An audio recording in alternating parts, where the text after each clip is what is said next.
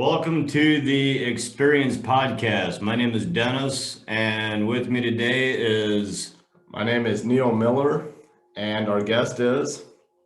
Lori Trent. And here at the Experience Podcast, our core values are facts, inspiration, empowerment, and transformation.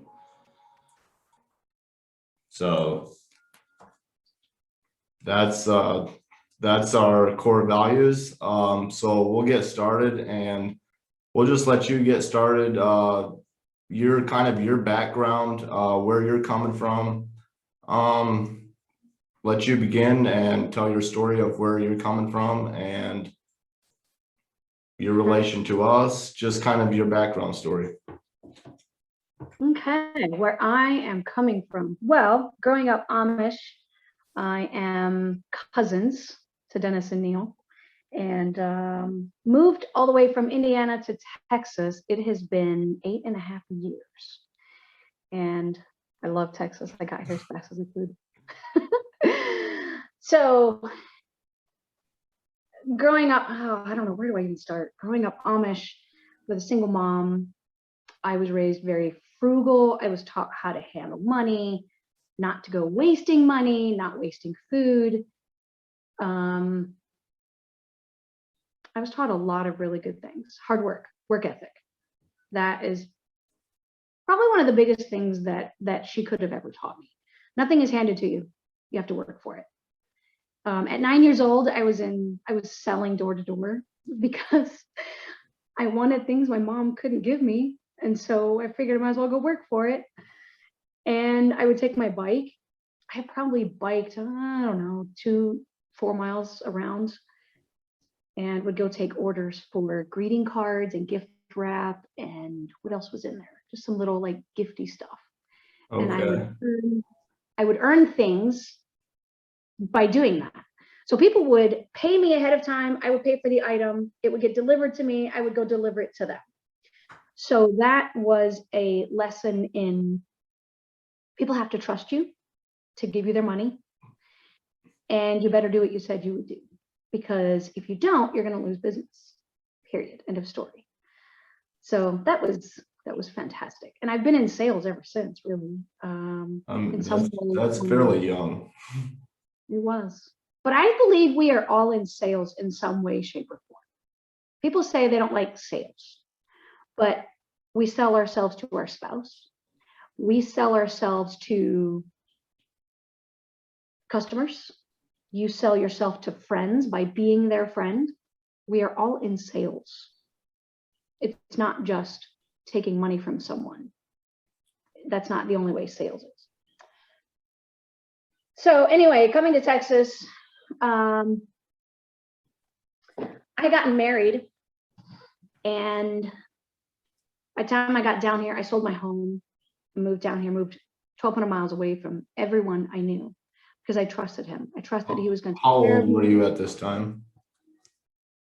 Well, let me see. That was 9 years ago. I can't tell you that. Okay.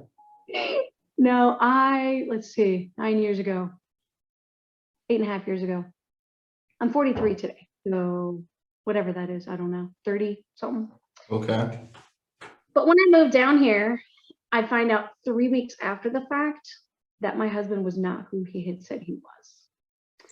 He had very deliberately lied about every single thing he had told me. Wow. Everything. So at that point, bills were not being paid on time. There was late fee after late fee. There was $250,000 in debt. He had cheated on his wife before. All of it was like deliberately lied to me about because I had point blank asked those questions. And here I was with little ones, and I was determined to make it work because I was taught you make it work. And I'd already been divorced. I didn't want another divorce. So I wanted to make it work. And I fought. I got coaching. I got counseling. I read books. I tried to fix myself to make it work. But in a marriage, it takes two. And he was not willing. I very deliberately, I told him, well, his former wife had passed away from cancer, and he admitted that the way he treated her was part of the reason she had died. And I told him, I'm not willing to die for you. Somebody already did, and it's not me. Wow. Wow. I'm not willing to die for you. So you can either change or this won't work. And he chose not to change. He chose to leave. So he leaves, and I am left high and dry to provide for little kids. I had 7 part-time jobs after he left. 7. I did whatever it took. I worked my tail end off. I had some jobs that barely paid me. I had some jobs that paid me really well. And one of those part-time jobs turned into a full-time job. So I was driving full-time. Probably about a year after that, I was able to work my way out of every job except 2. So I had my business, which is where I'm at. I kept that because I love what I do. And I kept my delivery job. My delivery job, I delivered tacos to gas stations, and I loved the people. I loved meeting them, knowing their stories. I got to know their families. I got to know their background, their livelihoods. When they got married, we celebrated. And I haven't been back in the last year to go visit them. So that'll happen in time. But so I did that job for, 3.5 years, I think. I didn't necessarily like driving 8 to 10 hours a day, but I loved the people. And so I did it.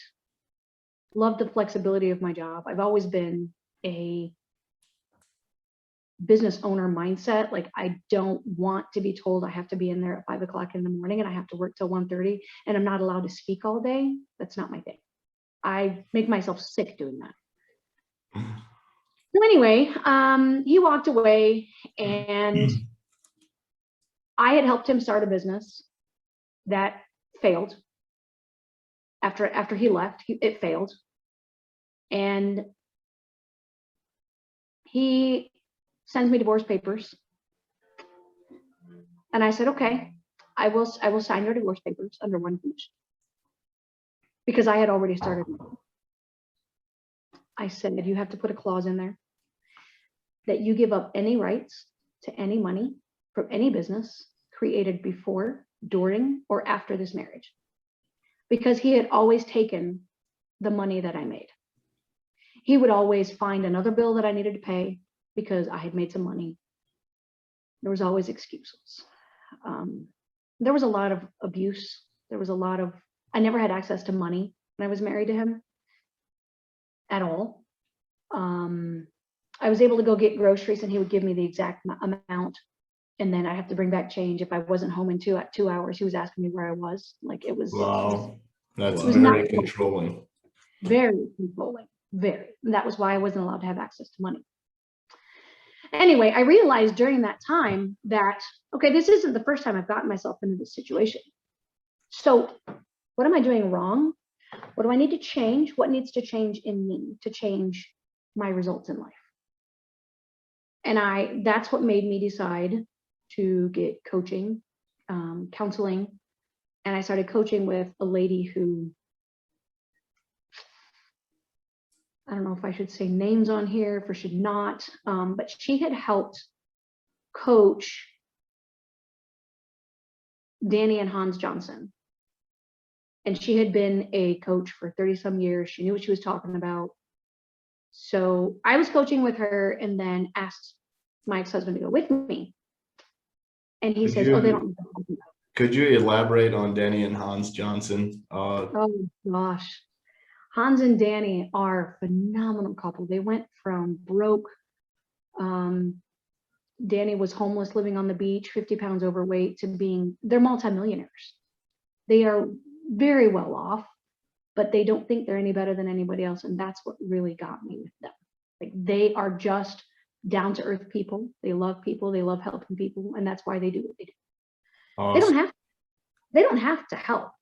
They could go live on the beach if they wanted to, but they care about people. So, go ahead. What would you want to ask? Okay, so earlier you were talking about when you and your ex-husband, when you realized that things weren't going to work out, you looked within Absolutely. and you took 100% responsibility. Like, is that something that, is that something that you think has got you to where you are today, is taking that responsibility? Absolutely. Because if I had not, I would still be in that marriage. Well, honestly, no, I wouldn't be. I would have committed suicide. I really would have. Wow. I caught myself sitting on the sandbox one day. My girls are playing in the sandbox. And I sat there and I was planning my suicide. And I said to myself, what in the hell makes you think any man is worth suicide? No man is worth my daughters losing their mom. No man. And that's what made me change. I said, it's not worth it. It's not worth it. That's, oh, and one more thing, and I don't know if he will ever see this podcast. His name is Alex. He's from up there in Indiana. He probably made he made a huge impact on me. He was living here for a while with us. He's a cousin to my son. And we drove into Austin one day to go get supplies. And he said, why do you take the abuse? Why do you stay? Why do you allow him to treat you that way? You don't deserve it. And it was one of those aha moments where you feel like somebody smacked you across the face with a 2x4. Oh my gosh, he's right. Why do I allow it? And I said, because I don't have any money to get out. And that's the biggest problem that people in abusive situations face. And I say people because there are men who are sometimes in those situations. It's not just women. But men are probably more prone to just not say anything because they're supposed to be, society says they're supposed to be all strong and whatever. No, if you're in an abusive situation, find help. Find help. Get out. Yeah. Anyway, I'm still shaking as I tell this whole story because And by help, what do you mean by help? Like, as far as what kind of help? Where would you go to? Or that's a good question. There are a lot of domestic violence shelters. There are community help groups. There are counselors. There are coaches. There are people who want to help you, but until you want the help, they can't help you. The thing with abusive situations is that people tend to think it's their own fault that they're in it, and then they stay because they think they deserve the abuse when it's a lie. Why is that? How come that is so compelling to some people? Okay, what do you mean by that? Just saying they feel like they put themselves in that situation. Why is that compelling to them to feel that way? Because the abuser tells them it's their fault. It's all their fault because the abuser is perfect. He does no wrong. He is his own God, and you are his servant. I was made to feel like that was my job, to just serve him and do whatever he wanted. I should never have any needs or wants or desires. Like, you're not treated as a human being. You're treated as a slave. You're treated as a servant. And recognizing that made me go, okay, Lord, that is not who you created me to be. So who do you say that I am? Because I knew that was my only way out to understand who God made me to be. So through that, I went to it's called an Overcomers course, and they teach biblical healing. And I went through that course and I came home empowered, only to hear him say, well, I allowed you to go because I thought it would make you a better wife. Wait, there's so many things wrong with that statement. Number one, allowed. I don't think you were my dad. Allowed. Your husband. You're not a control. Well, anyway, no one allowed me. Like, if I wanted to go, I was going to go. It was a choice on your part, is what you're saying. I went because I wanted to grow. Right. But what it did was empower me and make me realize that I was loved by my creator just because he made me. Not because I'm perfect, not because I've done right things, not because I'm all that in a bag of chips, because I'm not, just because I am. And it was so freeing. It was so freeing. So I went home and I said, you know what, honey, I don't want you to feel all this pressure and stress of having to provide when you are unable to provide for us. So I'm going to go get a part-time job so that I have the money to buy clothes for us and maybe help with groceries or whatever. And he was mad. Wow. He was mad because I was thinking for myself. I was doing something for myself. I was being empowered. It meant he was losing control. I didn't realize all that till later, obviously. Wow, that's powerful. But I said, this is what I'm going to do. So I did. And that was the first step of him walking out the door because he couldn't control me. That, I don't know how long it took. It was a matter of months, I think, before he actually left. When he left, he did it on a day we weren't home. Told me the night before. I said, well, you're going to tell the kids. I'm not. It's not my job. Okay, I'll tell them tomorrow. Okay. Tomorrow came. He moved out. I said, when are you telling the kids? Oh, well, I have to tell them next week because, you know, I'm too busy. Okay. Well, Monday came. He didn't tell the kids. And I said, you know what? He's not going to. Because it would mean he has to face what he did. So I told the kids. It was probably better coming from me anyway. They could take it better. It was a long, hard road. It really was. However, we all felt safer. We were homeless after we had moved down here anyway, because he never told his landlord that we were getting married and he moved us in. So 3 months after we got married, we were homeless. So 8 years ago today, we were homeless. Wow. We were living at a campground. Well, you were homeless 8 years ago and today you got your own business, and Yep. that's amazing. Yep. And that really honestly slapped me yesterday because Google Photos gives you these reminders, right, from years ago. And so this popped up and I go, oh my gosh, that was 8 years ago. We were homeless for 4 months. We had no address. We had no home. We lived in a little cabin at a campground. There was 5 of us. I ended up looking for a property. I found a 5-acre property and we were able to get owner financed, put a repo double wide on the property, and I cleaned up the land, and my kids and I did while he worked. We cleaned up the land and everything, and I was determined that this was going to be my forever home. And then when he left, we had two years left to pay on it.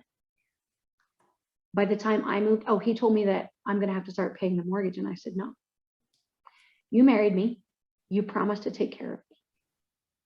You're going to pay this mortgage until I move out. That's what I'm going to ask for. I will take care of everything else, but you will pay the mortgage. And he said, well, I don't know if I can do it. You're going to. You have a God-given mandate as a husband to provide. And I'm going to stand on that. So he did. When we actually moved out of that house, we had a year to go before we paid off that house. And we let it go. Okay. Wow. And this was after you stepped into your power and took responsibility for the situation. Yes. That's incredible. But, you know, during that year after he left, the property flooded multiple times. And the last time it flooded, it actually hit the house and destroyed all the insulation underneath. And I was not at a point financially where I could take care of it or pay the mortgage. Like I just wasn't there yet. So I just left it alone. I let it go, moved in with a friend. We lived there for, I don't know, it was a year and a half before I got my own apartment. And then we stayed there for a year. And now we moved to where my business is, which was like 3 hours from there. We moved up here, got our own home. And my business has grown from, I looked back 3 years ago when I was making $25,000 a year. And I wasn't making money in my business. And my boss at the time was like, oh, you should just quit, Lori, just quit. You're not making money. And I looked at him and I looked at his results and I decided I didn't want them. He didn't really have a marriage. He was selling his company because he couldn't make it, didn't like it. I thought I didn't want his results. I wanted the results that Hans and Danny had. So I decided to follow their advice. I decided to pursue what I loved. And we bought a mobile unit. We put together a mobile unit. We started doing festivals, started doing fairs. And 2 years ago, in 2 months, I got an offer from an investor to put me into this location. It's 2 years and 6 months. Yeah, because that was August. I had an hour to make up my mind. He calls me one night and said, when are you coming up here? I said, I'll be there either late tonight or tomorrow morning. I said, what's up? He said, I need to talk to you. I had been praying for years that this man would just give me one more chance. Just one chance. I just wanted the chance. Because when I was running a different business, he wanted to help me. He wanted to help me grow, but the business owners of that business didn't want it, didn't want to give me the chance. They didn't see value in me, didn't see value in moving it, I guess. Right. This investor here, I wasn't making money at the time. And he saw me continually keep going. I was working when I wasn't making money. And so he came to me, he said, we've seen you be diligent. We've seen you be here when you're not making money. He said, we've seen your smile disappear. He said, we don't know what happened in your marriage, but I'm assuming he wasn't very nice to you just from what we saw. And I said, you're right. And he walked out, and I'm okay with that. We're better off. But he said, I want to help you. There's an opportunity. I have an opportunity to put a business in there. I'd like to give you that opportunity. I have been praying for this. And I was quite overwhelmed. And at this point, I live 4 hours away. I'm working 5 days a week. And I'm driving every day. The thought of driving more or the thought of really overwhelming. But the fact is, I've been praying for it. And I said, can I have an hour to think about it? So he said, yeah, just let me know. I said, done deal. And I said, all right, Lord, I have no idea how to do this. No clue. I moved my household, my business, the kids in a different school, all of it in 1 month. And I lived 4 hours away and I had to drive up here to do this stuff on the weekends. I lost my hair the next month. What did you lose? My hair. Oh, It came back, so it was worth it. But now we've gone from making $25,000 a year to making way more. I'm okay with that. So now, because of COVID, we were shut down here for 2 months. And the fact is that I had been able to save up enough to get us through that. I was okay. that is awesome. Wow. Before that, I was not. And there's a lot of people around me who lost their businesses, who never opened back up, and they're not going to. That's hard on me to watch. So if it means I share my story and I help people, then that's what I need to do. Because right now I think people need it. People need help. They need to know how to manage money. They need to know how to prepare. And I don't know everything. I don't have a stockpile of 5 years worth of food in my house. I did have plenty of food in my house to get us through, but I don't live on everything I make. I give Mhm. myself the budget and the rest gets reinvested, which is why I was able to buy a new oven just now. And it's cash. I don't have to go into debt for it. That is worth all the scrimping and saving because you don't have to owe anybody. It's amazing. All the training I've had, there's so much more to learn because now I want to, I have goals. I want to franchise. I want to grow. So now it means paying coaching more. And the coaching is not cheap. But I think it'll pay me off. I think it'll pay off and pay me back. Sure. So But wait, it means taking 100% personal responsibility. Correct. Every this- decision. So this blessing, that's your business right now. So explain a little bit about your business and how did the coronavirus directly affect your businesses and also the other businesses around your area? Okay. So my business is pretzels. She's holding a pretzel up there. We make soft pretzels. Okay. what's the name of the business? The Pretzel Place. The If you can Pretzel find that Place. logo on Facebook, you can find me. The Pretzel Place in Canton, Texas. So my business is only open 4 days a month, and that's at a trade show in Canton. I obviously have the mobile unit where we can do fairs and festivals, but that stuff was completely shut down. And the trade shows in Texas, I believe every one of them continued after the 2-month shutdown. Let's see, it was April and May of last year, everything was shut down. Nothing was open whatsoever. There's a lot of people who didn't have the funding to keep themselves going for multiple months. And it was at the end of about 3 months, like I knew I was at a point where, okay, I got to do something because my money's going to run out.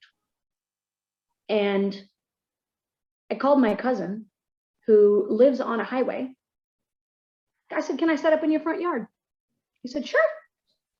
So we quite literally built the electrical connections to do that. And we were there maybe a couple hours and again, this goes back to, you just have to do something in order to get somewhere. If I was to just stay sitting in my house, no one's going to know that I'm trying and they're not going to help me.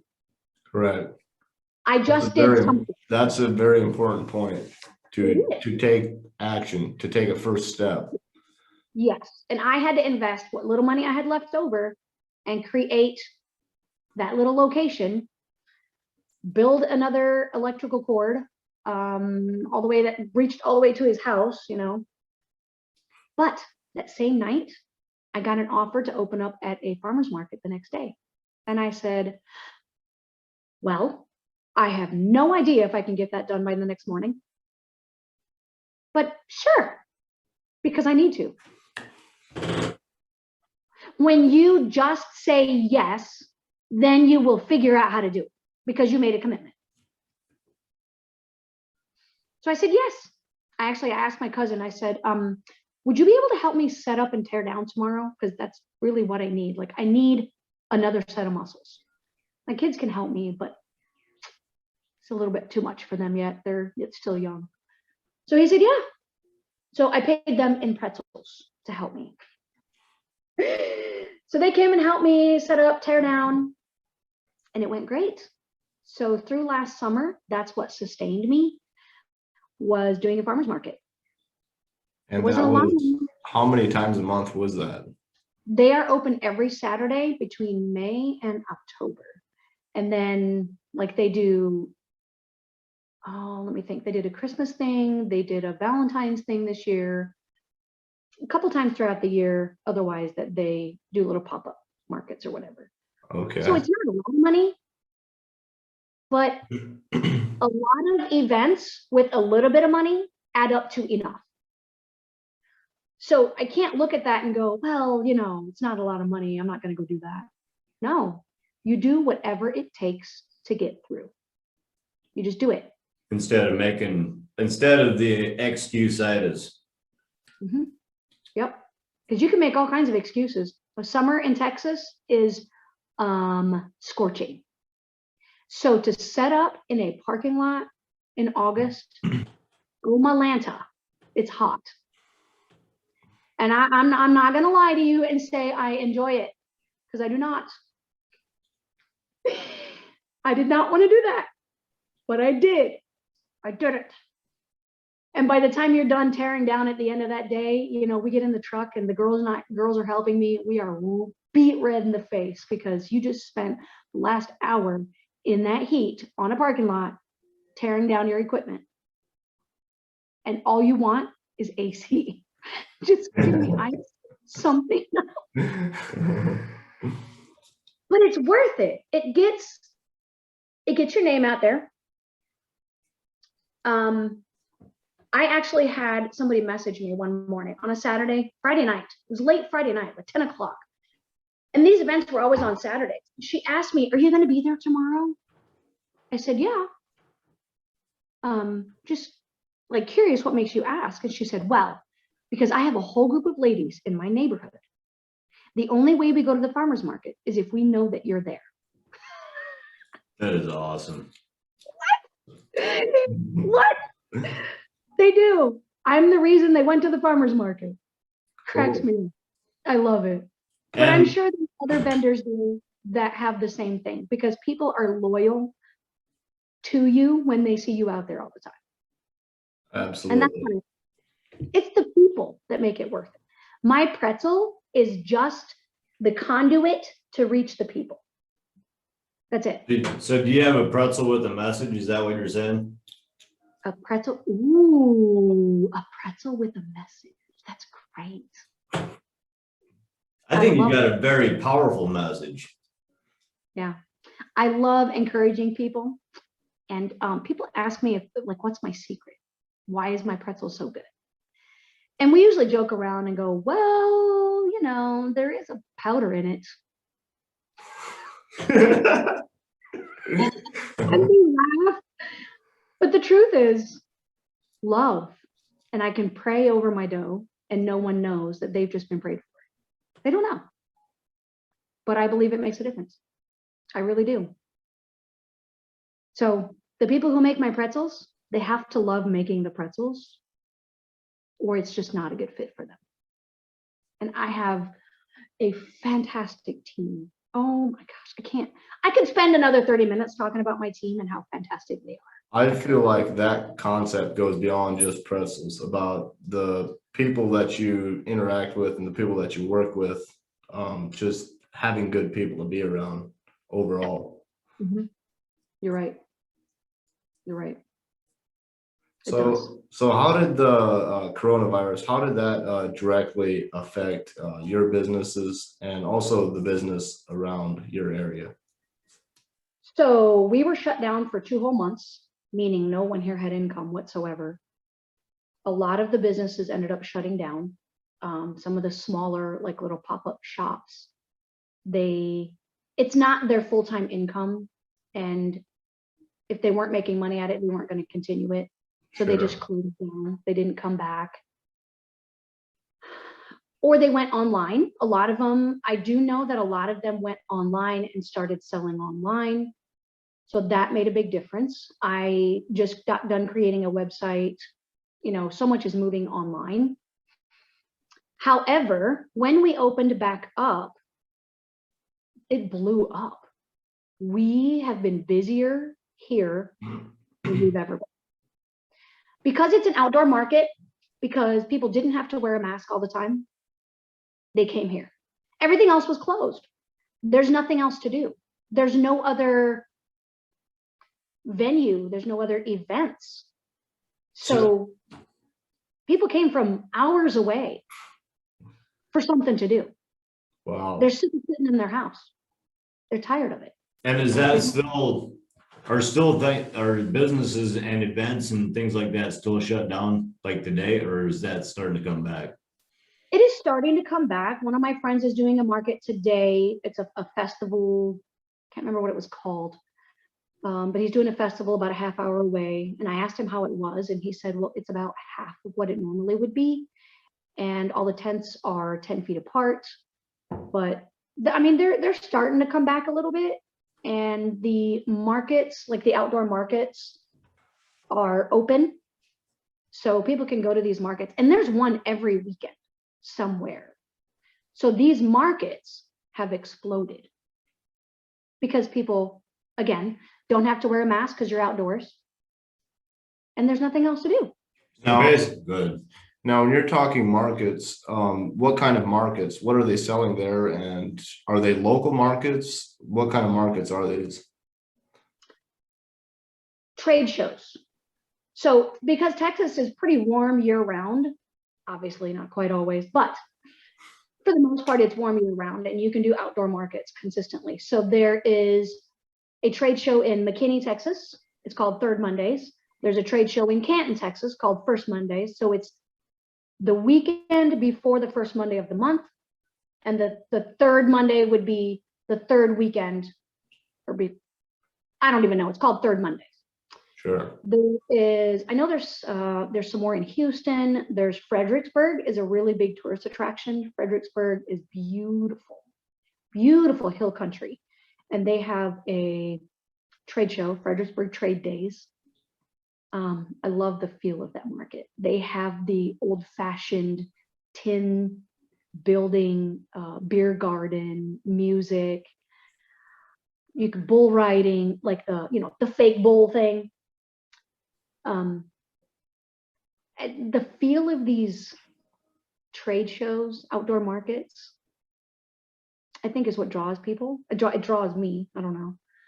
What do they sell there? Oh gosh, you got everything from a little coffee cart where it has specialty coffees to lemonade in the shake up cups. They make their own lemonade. Sure. And then syrups to kettle corn, corn dogs, barbecue, of course. Barbecue. There always has to be barbecue in Texas. What else? Snow cones. Man, if you ever go to Fredericksburg, there's a little, no idea the name of it. It's a barbecue place and they're always there. And they have this corn chips and brisket and creamed corn and cheese. It's like this party for your taste buds type of thing.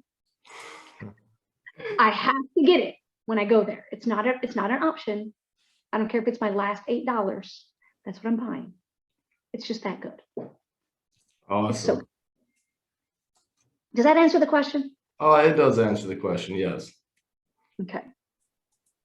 So not only is there food, there's also more stuff, like homemade soaps, homemade, the mugs. This was gifted to me. I don't know if you can read it backwards, has my name on it. It was given to me by a vendor simply because I happened to be here on a Wednesday and I have bottled waters when no one else was open. So I gave her a bottle of water. She gave me this mug. Cool. So there's a lot of personalization, which I find is a very unique thing. So you can order it, then you go walking around and you come back and pick it up same day. Mm-hmm. It's like a fair without all the rides. Okay. So do they have locally grown items, garden items, or that type of thing there? Not so much at a trade show, but more at the farmers markets, yes. Okay. So farmers markets, a lot of times in every little town, you can find a farmers market on a Saturday. Sometimes some towns do Wednesday nights, but usually on a Saturday, you can find farmers markets with homegrown food and handmade items, all kinds of stuff.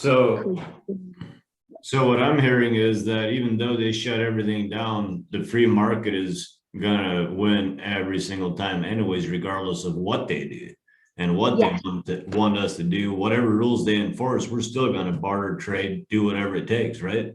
Right, that's right. I have found the American spirit is alive and well. What the media is selling everyone is a big fat lie. The American spirit. I have never seen so many shirts that are patriotic as I have since they tried to shut us down. You're right. I was just in Elkhart today and I seen so many trucks with an American flag flying on the back of their truck. I've never seen that many. I mean, it was crazy. Like, yeah, one person was like, had a America sticker and I wanted to shout like, America, you know? I mean, it fires me up. Yeah. The American spirit is alive and well. People believe in helping each other. People believe in coming together when you need things.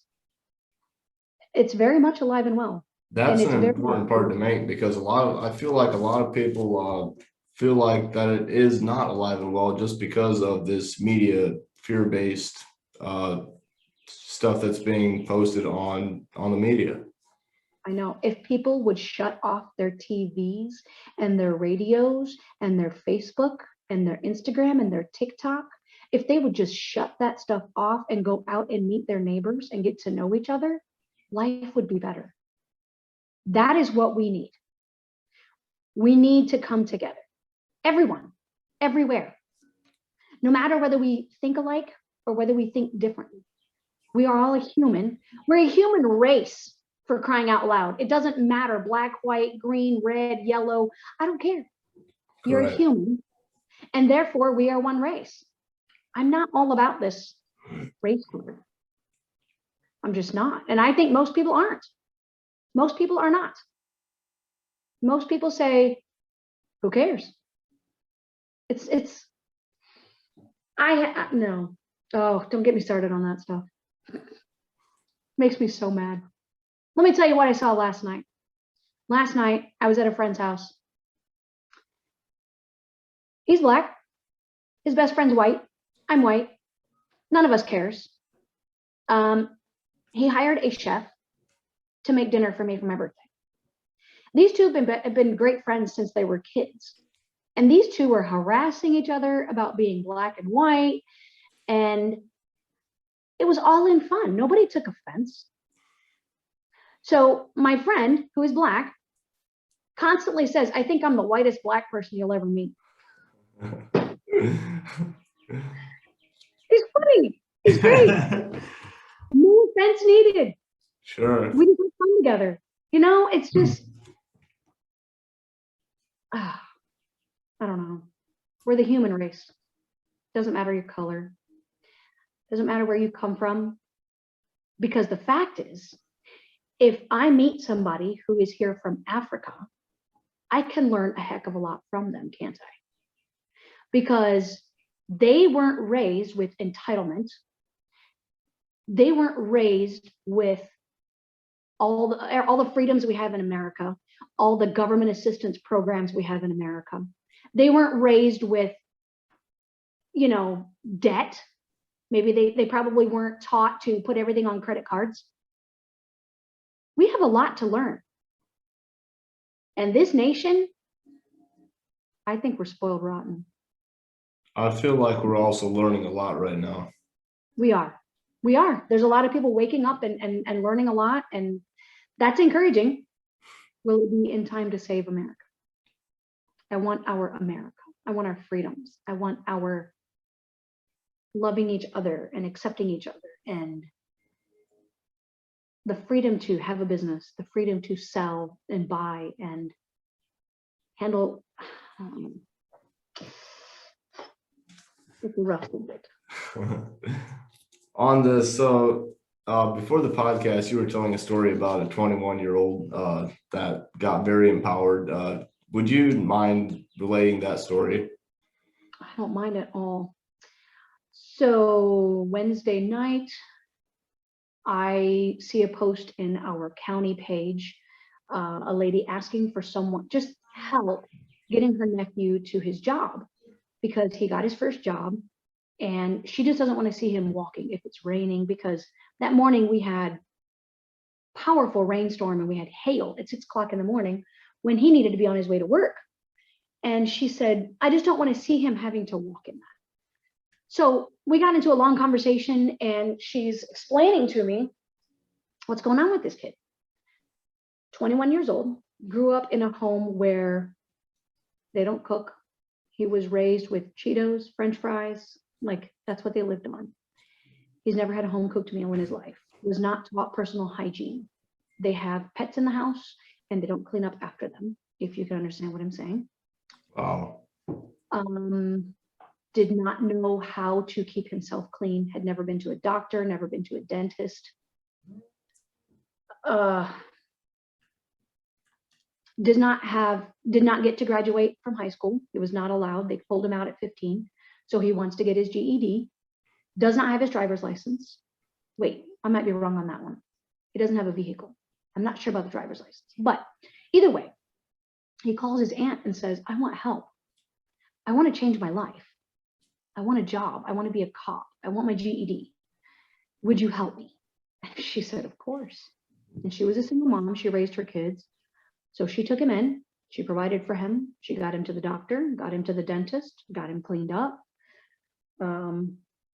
helped him with whatever he needed, taught him personal hygiene. You know, she was telling me all this and telling me how she taught him to do his hair and wear cologne and be on time. Be 30 minutes early. If you're later than that, you're late. And I thought, I like this lady. I like it. Teaching him is so powerful. So she said he's a good kid and he really just needs a little bit of help. I said, done deal. I'll help him. I was in tears, you know, her telling me this story. So here he is, 4 months later. He has lost over 30 pounds. He walks everywhere he goes, doesn't make excuses. His aunt is working on getting the tags for an extra car that she has so that he can use that car. But of course, it all takes time. Let's see, what have I left out? I don't know. He got his first job. And I screwed up the first day I was supposed to pick him up. She calls me at the time that I would have been leaving the house. And I said, I'm on my way. But he was so scared of being late that he already started walking. Wow. I would have been there in plenty of time. But to him, he wanted to be there like early, really early. So I said, okay, I'll be here tomorrow morning, half an hour earlier. So I did. He told me on the way that he'll be able to get into the police academy within a year. He already got a job offer making 25 bucks an hour. 4 months later, I told him, don't you ever let anyone tell you you can't do something. You can do whatever you put your mind to. I said, I was not raised being taught that I can be anything. I was basically taught I'll never amount to anything. And I said, I just didn't listen. I'm stubborn like that. He goes, good for you. No, he's a sweetheart. But talk about inspiring. I had to go home and look at myself and go, where am I making excuses and where do I need to change some things? Because I'm sure I got him. Sure. I wouldn't think as much as he was. How I have some fluff to lose. Why am I not out walking? Right. Stop making excuses, Lori. Just get out and do it. So, Correct. So how do you feel like, what caused him to feel worthy and to make the decision to want to change in the first place and to make him feel worthy enough to go to his aunt and ask for help? That's a good question. I don't know the answers to that. I haven't been able to really get to know him better. Haven't had enough time, but I really want to know. I'm actually going to go hang out with her tomorrow night. So I'm going to ask a lot more questions. Interesting. So he's the only one out of his family that made the decision to make a change and to change his life. So do you feel like it was maybe the decision and the choice made by him that caused, maybe got the ball started rolling and maybe got the first steps going for him? Absolutely. Whereas others just basically had indecision, like you were saying, is a decision in itself. Yep. By not making a decision, you're making one. Yeah. Because I'm sure any of the others that were left in that household, if they just said, I want help, I want to change my life, and if they put in the work, they're going to get the help. People, here's the thing I have found. business owners, people who have gone through stuff, they want to help others who want to help themselves. But you have to make that decision to want to change your life. And then the help is there. Well, no, wait, let me say that differently. The help is there. All around you. It's there. But if you're not making the decision to change your life, they can't do anything either. So you really empower yourself and a whole chain of events when you make a decision to change your life.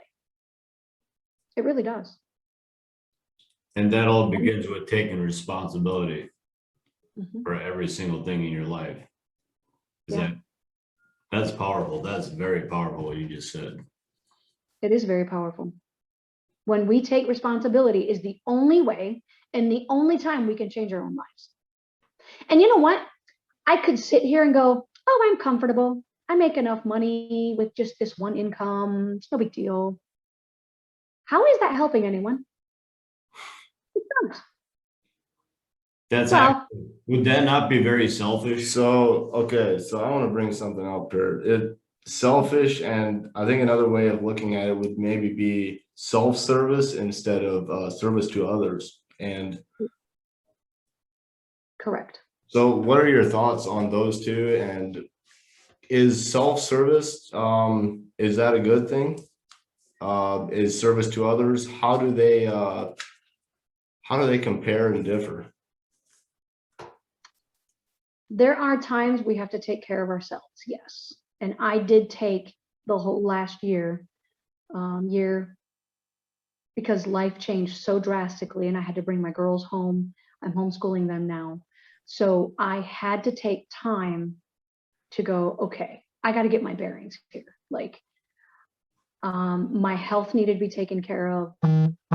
Physically, there was things I needed to take care of. My girls needed me. You know, because of everything we went through with my ex-husband, there was a lot of hard times. There was a lot of times when I was not there. So I needed to take that time and go, we need to fix us. I need time with my girls. I By need time with my family. by not there, do you mean not present or physically not being there? Both. Stressed out, even when I was home, stressed out, not emotionally, mentally there. Okay, so that would be not being present in the moment, but physically you were there, but your mind was on other things, is what you're saying. Well, no, physically I wasn't there. I had to work my behind off to just Okay. keep food on the table and a roof over our head. So over the last year, being home with them, we have gotten so much closer. And right now they're actually out of state for a while with family, friends. And it is really, really hard on all of us because we've gotten so much closer. And to me, that's actually a bonus because of COVID, my daughters have even said they're much more confident. They're happier. They're more at peace. They have accepted themselves more because they're home with mom. Mom is able to be there for them, teach them. We can learn together. If we have issues, sit down, we'll figure it out because, and like I tell them, look, I've never raised girls your age before. So, and you've never had a mom like me before. So we're going to have to sit down and figure this out. We have to talk. We have to communicate. And you have to take responsibility for you. I have to take responsibility for me. I just screwed up. I'm sorry. Please forgive me. Let's move forward. Let's deal with it. So to see the confidence growing in them this year has been totally beneficial in every way. Totally. I'm not even going to complain that I was home with them. I made a decision to be home with my girls. So now, okay, home life is better. It's time to ramp up in my business. It's time. My girls help me part-time here and there. They do little jobs that they can do, and I'm able to pay them, and they have some spending money. They're learning how to manage their finances. That's homeschool. They learn people skills. That's homeschool. We can travel, and as we travel, they look at the map and they learn how to read a map. That's homeschool. They Sure. learn how to change. That's homeschool. I think my girls are further ahead when it comes to life skills than most of the kids in school. Just because of decisions I've made in getting training, in having a business, all those decisions boil down to what we have today. They're better off than they would have been otherwise. And for that, I'm forever grateful. So you were asking self-service versus service of others. Yes. Self-serving, I think, would be, well, I make decent money. I'm all that in a bag of chips. I don't need to do nothing. I give people a job here and there. Here, I'll give them some scraps. No, absolutely not. I love the people that work for me, every single one of them, and they know it. I tell them. Mhm. I wish I could go over every single one of them and tell you all about them. I don't know if they would like that. I don't know if they want to be put out there. Serving them and serving my customers and serving my girls is my heart. And I actually have to watch that I don't give and not take care of myself, because that's my habit, not taking care of myself. So that's something I wanted to bring up. So in order to serve others, so you kind of have to serve yourself before you can serve others, because taking your situation, for example, as far as having your business, you needed to take care of yourself in order to create this business, in order to better to serve others. Exactly. Exactly. And that means physically, that means mentally, emotionally, financially. Like I had to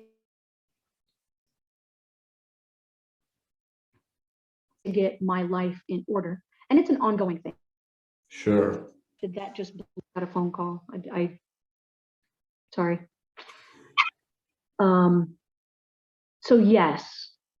And I actually had a conversation with the coach that helped me go from 25,000 to being out of my job. I had a conversation with him and we were talking about physical health. And I think he whipped me really well. And if he ever listens to this, he knows who I'm talking about. He beat me. Not literally, but it was a conversation about, biblically speaking, we get one body in our lifetime. And I believe we are called to take care of it. If we do not, and we ignore our own physical needs and our own physical body, and you work your behind off to build a business, you're going to fall apart. It won't work. It doesn't work. I've experienced that myself. And Danny talks about this too. Danny Johnson talks about this too. You have to take care of yourself. And it's the same thing on an airline. When you're flying, they tell you to put the mask on yourself before you put a mask on someone else. Because if you don't help yourself, you can't help anybody else. So it's been the last, 3 years ago, maybe it was, I think it's been 3 years ago. I went to a festival and I knew that I needed to take care of my health. But as I'm walking, I realized I was like the walking dead. I was like a walking zombie. My hair was so short and so thin, it wouldn't grow. I was pale as a ghost. I was miserable. All I wanted to do was lay on the street and sleep.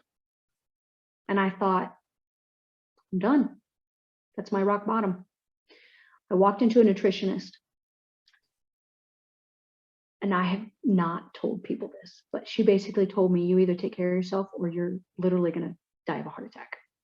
And I said, oh, well then, let me digest that for a second. Okay, what do? I did not tell my kids. I did not tell anybody. I just got to work. And I've been on a line of supplements ever since. I have my hair now. My curls are back. My skin is not quite as pale. I'm still white. That's not going to change, but At least have some color. What else changed? Oh my gosh, so much has changed. I think you're glowing, like just, yeah, like your energy. Yeah. Yeah.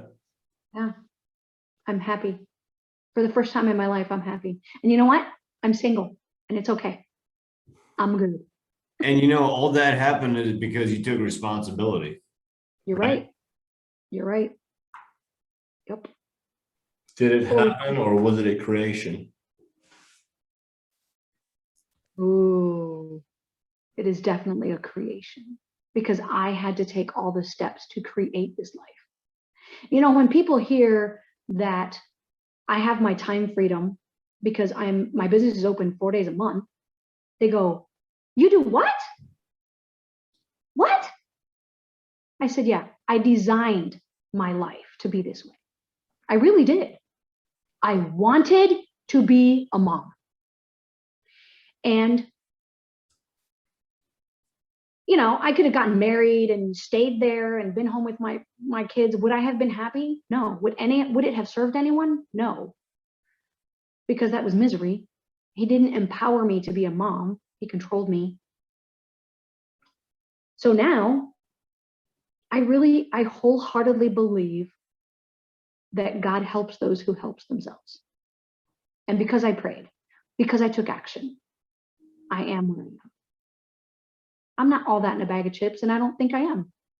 I have a lot to learn, but I am very thankful for where I am. Ever so grateful.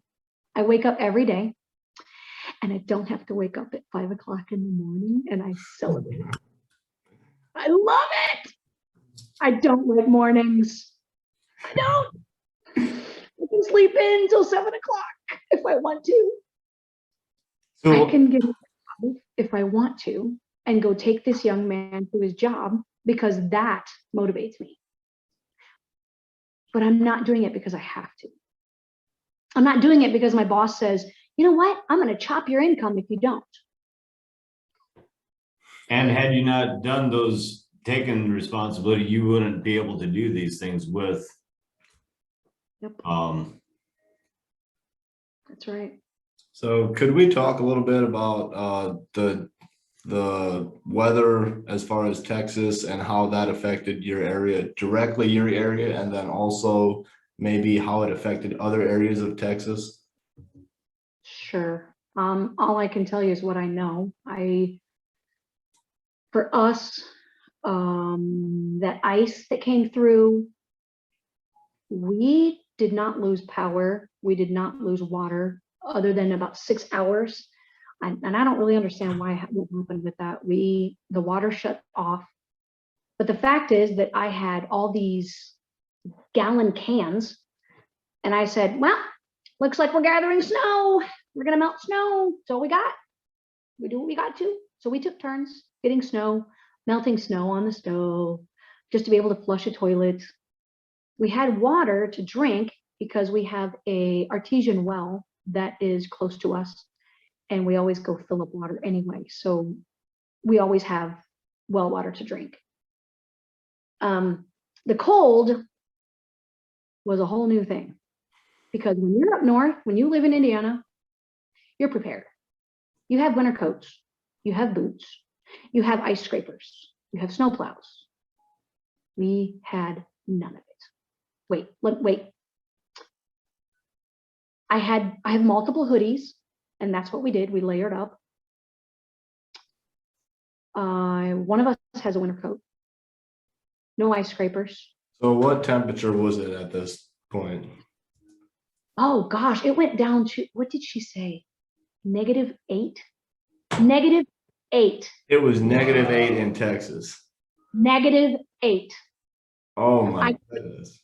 My neighbors woke me up one morning. She was trying to go to work. Her husband took the car and was just going to go see what the roads were like to see if she can get to work. And he got stuck in the ditch across the street. So they came to wake me up because they thought my truck could pull him out. I said, "I'm really sorry to tell you, my truck is useless in the ice. Useless. I'm going to upgrade." So my car did better on ice, but that didn't help them. She didn't end up going to work because her boss came and picked her up. They had a 4-wheel drive. So that worked out. Our neighborhood never lost power, never lost water. But, you know, sitting in the house and getting on Facebook to our community groups and hearing what people were dealing with when it came to their livestock, when it came to losing power, and it was 30 degrees in their house. So when they left their water running in their sinks, it was frozen, running, frozen, Wow. no longer running, And Frozen. probably pipes freezing at that point. pipes busted. And So was this in your direct area or was this other parts of Texas? yeah, this was friends of mine that I've met at farmers markets and stuff. Wow. So Like, I can't even. To hear that a young boy, an 11-year-old young boy, I think he was 11, froze in his bed in a mobile home. and Somebody needs to be accountable for the fiasco. So was do you not- think this can happen all across the country? I mean, did that even have to happen that 11-year-old boy froze to death? Like, is there people that are responsible for this? Or is it a matter of self-reliance on our part? Like, do we need to become more self-reliant and be prepared for things like that? What's I your, believe it's both. I think it's both. My thought when I heard about the young boy dying in his bed, I would have brought my children into my bed with me so that we have body heat. But I don't know them, you know, and I would never want to make them feel guilty, or I don't know the circumstances. Maybe electric went out in the middle of the night. And because what happens when you start to freeze, you feel warmer and you think you're warming up, but you're dying. Like, sadly, that's the fact. Is someone responsible? Yes. We have found out that the electric companies were deliberately told not to prepare for this storm because of the, what's the word I'm looking for? The footprint it would leave on the environment. I'm sorry, can I puke? Like, excuse you? I have no words for that idiocy. I'm just gonna say that. yeah, Are you serious? People died because you were concerned about pollution? Excuse you? Anyway, it really made me mad when I realized what was happening across Texas, and I couldn't help because I didn't have a snowmobile. If I would have had a snowmobile, I wouldn't have been in my house. However, by the end of those couple days, gas stations were out of gas. Grocery stores were empty. It was a very serious situation, very serious. I know friends of mine that lived in,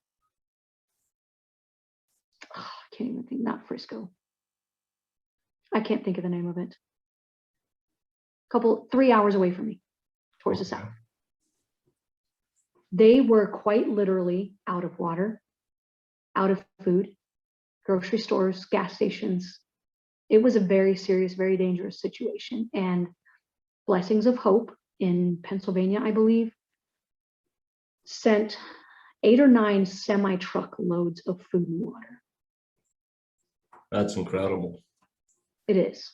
And there were a couple families that were at the heart of that made it happen. And they reached out for help and helped their community. And, you know, I'm not there. I couldn't help, but I could donate to Blessings of Hope and say, ship a truck. So how long did this cold, this -8 degrees, how long was this lasting? And like, so you said within 3 days, people were out of food and water. It obviously went more than 3 days. How long did it last? And what were the grocery stores looking like by the time it ended? That's a great question. And how did things kind of, did they kind of restock by now, or is it still Yeah. kind of like it was? Yes. Oh no, they've restocked within a matter of maybe a week or so. They were Wow. able to restock things. At least in our area, I don't think it was as bad. We still had food in the stores. Granted, it was more limited, but we did have.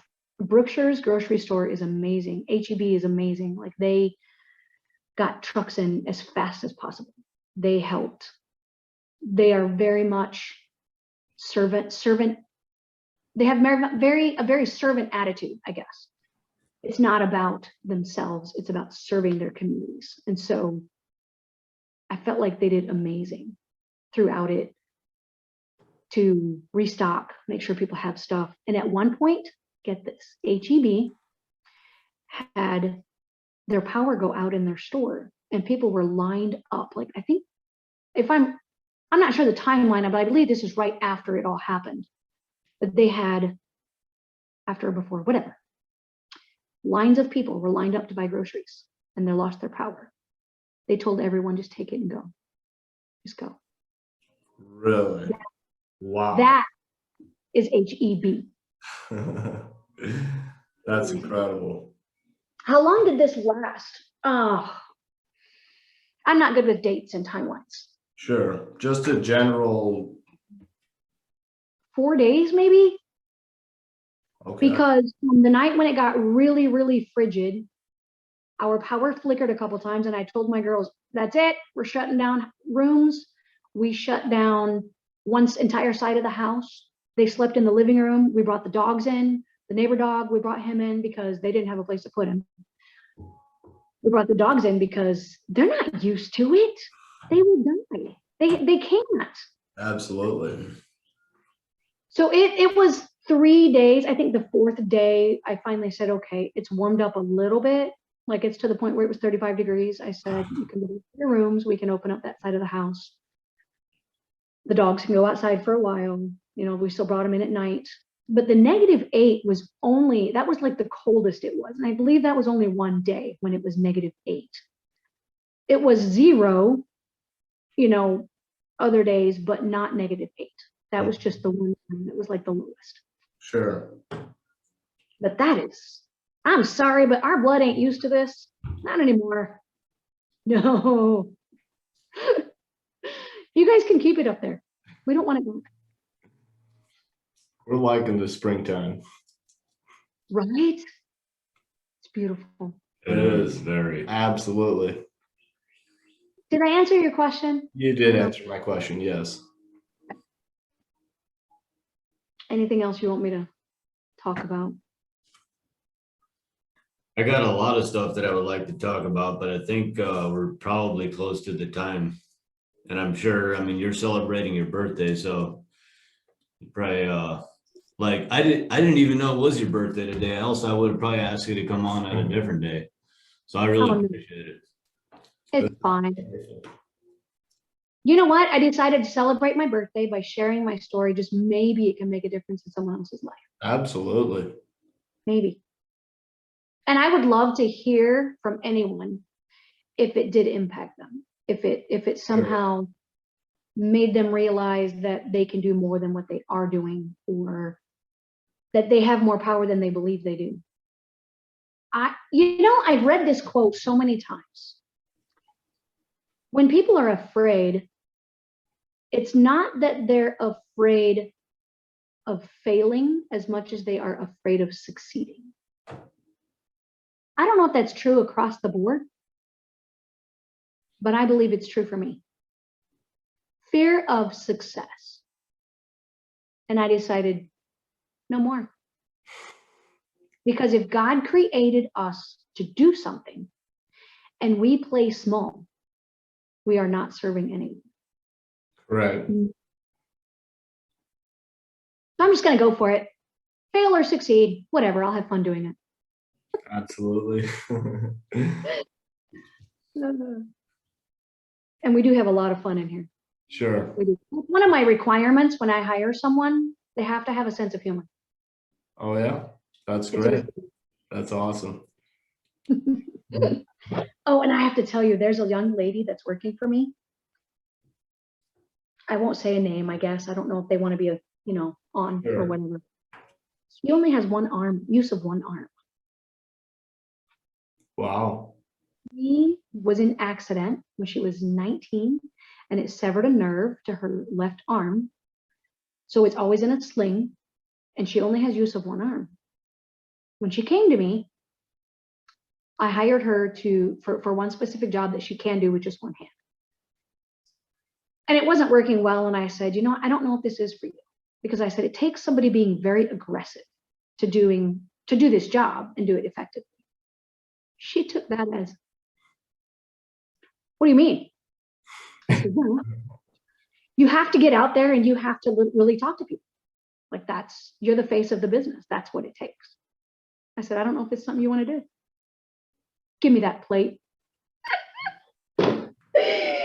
She did it and she's the best we've ever had. That She's is awesome. We actually have to ask her, are you throwing those away? Like, how are you getting rid of them so fast? She goes, no. She's very aggressive. She gets out there, she hands them out. She's amazing. She doesn't make excuses. You ask her to sweep the floor without thinking about it. She just does it. Does not make excuses. Sometimes You go she the will, extra mile. yeah, she's phenomenal. I think that's huge. I remember Ray Kroc telling, or no, I think it was Jim Rohn that said people were complaining. He shared the story about people complaining about them not making as much money as they wanted to. And he goes, if you're working at McDonald's and you're taking out the trash, instead of just taking out the trash, whistle or sing a song while you take out the trash, and you might get a little bit of a raise. I mean, it's just going that little bit of extra distance that can really make a big difference. Yep. Go the extra mile because the employer sees it. Yeah. Absolutely. But even if the employer doesn't see it, do it as unto the Lord and not unto man, because he's the one that rewards. Even if your current employer does not see your effort, you will eventually move on and someone will. It's a universal law. It will work for you. It sure is the law of gravity. That's what got me here. Because I wasn't making enough money, but I kept going. I did everything I needed to do. And the investor saw that. And he said, I want to give you this opportunity. That's great. Ah, yeah. Anyway. On that note, I think we're going to sign off here. This has been the Experience Podcast. One love.